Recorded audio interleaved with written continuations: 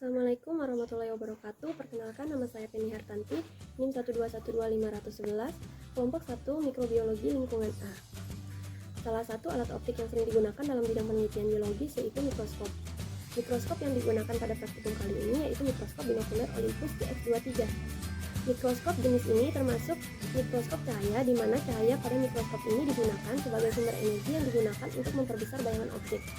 Mikroskop binokuler itu sendiri yaitu alat yang digunakan untuk meneliti atau mengamati objek-objek yang kecil dan tak kasat mata seperti mikroorganisme, baik itu bakteri, archaea, fungi, protozoa, alga mikroskopis, dan lain sebagainya, serta mengamati bagian-bagian dari sel baik itu transparan maupun tidak. Mikroskop binokuler Olympus GX23 ini memiliki beberapa bagian yang memiliki fungsinya masing-masing.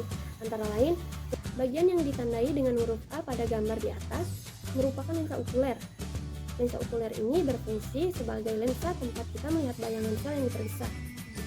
Kemudian, bagian mikroskop yang ditandai dengan huruf B merupakan tabung mikroskop. Tabung ini berfungsi sebagai penghubung antara lensa objektif dan lensa okuler. Sedangkan bagian mikroskop yang ditandai dengan huruf C merupakan pengitar atau revolver dan memiliki fungsi untuk memilih lensa objektif yang diinginkan. Untuk D dan E merupakan lensa objektif. Namun pada gambar, lensa yang digunakan untuk pengamatan yaitu lensa yang ditandai dengan huruf E. Kemudian bagian mikroskop yang ditandai dengan huruf J merupakan meja objek. Meja objek berfungsi sebagai tempat untuk meletakkan meja preparat yang berisi preparat yang akan diamati. Kemudian bagian mikroskop yang ditandai dengan huruf D merupakan penjepit preparat. Penjepit preparat berfungsi menjepit meja preparat agar meja preparat tidak bergeser saat dilakukannya pengamatan. Kemudian bagian mikroskop yang ditandai dengan huruf H merupakan kaki penyangga. Kaki penyangga berfungsi sebagai penyangga mikroskop.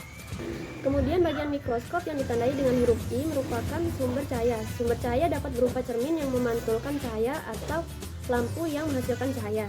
Kemudian bagian mikroskop yang ditandai dengan huruf J merupakan diafragma. Diafragma sendiri berfungsi untuk mengatur banyak dan sedikitnya cahaya yang masuk menuju kondensor. Kemudian bagian mikroskop yang ditandai dengan huruf K merupakan lengan mikroskop. Sebagai frame dalam mikroskop binokuler, lengan berfungsi untuk memudahkan pengguna dalam memindahkan mikroskop. Kemudian bagian yang ditandai dengan huruf L dan M merupakan mikrometer dan makrometer. Dua bagian ini memiliki bentuk horizontal dan vertikal. Makrometer dan mikrometer dapat digunakan untuk membuat lensa menjadi fokus pada objek tertentu yang akan diteliti. Mikrometer memfokuskan bayangan secara lambat, sedangkan makrometer memfokuskan bayangan secara cepat. Sekian pembahasan yang dapat saya sampaikan. Saya ucapkan terima kasih. Wassalamualaikum warahmatullahi wabarakatuh.